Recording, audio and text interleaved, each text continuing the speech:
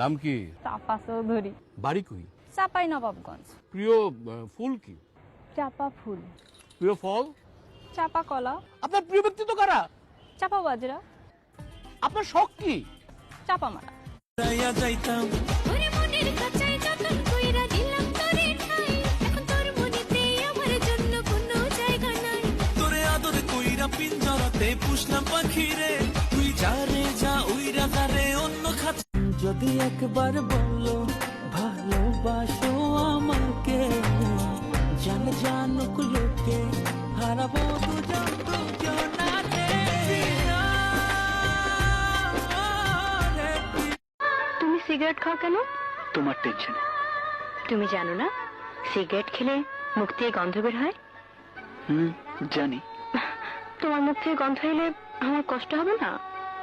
তোমার কষ্ট হবে কেন?